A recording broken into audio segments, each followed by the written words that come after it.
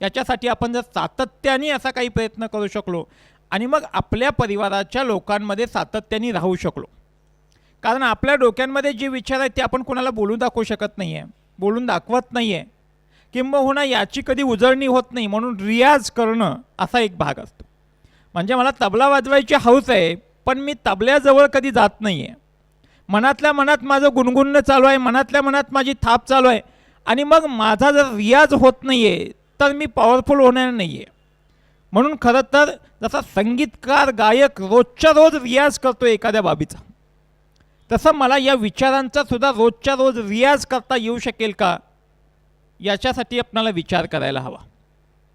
आणि मग जाता जाता काही गोष्टी की या सगळ्या याच्यांमध्ये माझा विचार भक्कम करण्यासाठी आणि त्याच्यासमोर सातत्याने पुढे घेऊन जाण्यासाठी मला काही छोटी पथ्ये पाळता येतील का, की जसं आम्ही म्हणतो की खेळकरपणे काही गोष्टी घेता येतील का, की ह्या गोष्टी ज्या आहेत ह्या खेळकरपणे घेताना मी असा विचार करतोय की नाही, कारण ही नाती चांगली पहिल्यांदा घट्ट व्हायला पाहिजे, तुम्ही आणि मी घट्ट व्हायला पाहिजे. मी कोण तुम्ही कोण अशी वेगळी कॅटेगरी न होता आपण सर्वजण एक आहोत आणि आपल्याला एक विचार घेऊन पुढे जायचं आहे, याच्यासाठी आपल्याला प्रयत्न करायचा आहे. म्हणून आपल्याला जिथं जातो तिथलं होता येईल का असा विचार करूयात. आपण आज इथं आलो आहे ना, मग क्वालिटीचा टाईम देऊयात.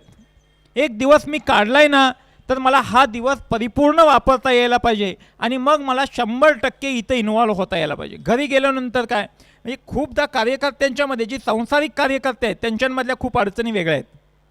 म्हणजे आम्ही ज्यावेळेला घराकडे जातो त्याच्यावेळेला बायको आमच्याकडे डोळं वटरून बघायला लागली की मग आम्हाला वाटतं की अरेच्या काही कामाचं नाही, आपल्याला घर सांभाळता येत नाही, मग समाज सांभाळता येणार नाही आहे.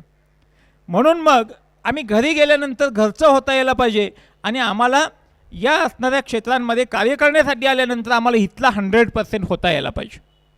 जिथं जातो तिथलं होऊयात. चूज युअर ॲटिट्यूड, आपला दृष्टिकोन आपण निवडूयात.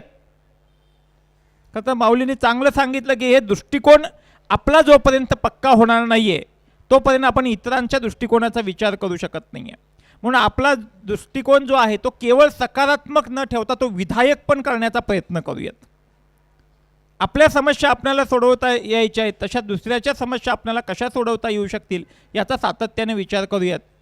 आणि मग येणारा प्रत्येक दिवस आपल्याला अविस्मरणीय करता येऊ शकेल का याचा सातत्याने विचार करूयात.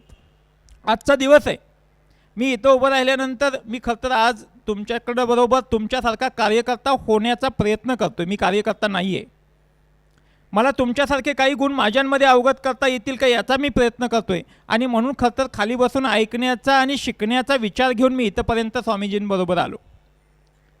मात्र आता मला असं नक्की वाटतं की मी दिवस माझा जो आत्ताचा आहे तो अविस्मरणीय होऊ शकणार आहे. मी तुम्हा सगळ्यांशी छान मैत्री करू शकलो आहे, मला तुमच्यातलं होता येतं आहे, हा माझ्या दृष्टीनं माझ्या आयुष्यातला सर्वश्रेष्ठ दिवस आहे, सर्वात अविस्मरणीय आहे. नाहीतर मग या जन्मांमध्ये खरं तर विशिष्ट कालावधी आपण जगणार आहोत, सगळेच एक दिवशी हे सगळं जग सोडून जाणार आहोत. मग माझ्या स्वतःच्या पायापुरतं मी जग बघायचं का, माझी नोकरी, माझं व्याप, माझा संसार, माझी मुलं, याच्या पलीकडे नाही काही केलं तर घरातली माणसंसुद्धा एक दिवस सांगणार आहेत इथंच बसायचं, इथंच झोपायचं, आणि इथनंच त्यांना नेऊन गेले बघा. आता शेवटचा दिवस इथनंच त्यांचा गोड झाला. आपल्या आयुष्यातला सर्वात प्रत्येक दिवस आहे तो गोड होण्याची आपण खरं तर ध्यास घ्यायला हवा आणि आपल्या आयुष्यातला दिवस प्रत्येक दिवस हा अखेरचा दिवस मानून आपण तो अविस्मरणीय कसा करता येऊ शकेल याच्यासाठी आपण कष्ट घेऊयात. धन्यवाद.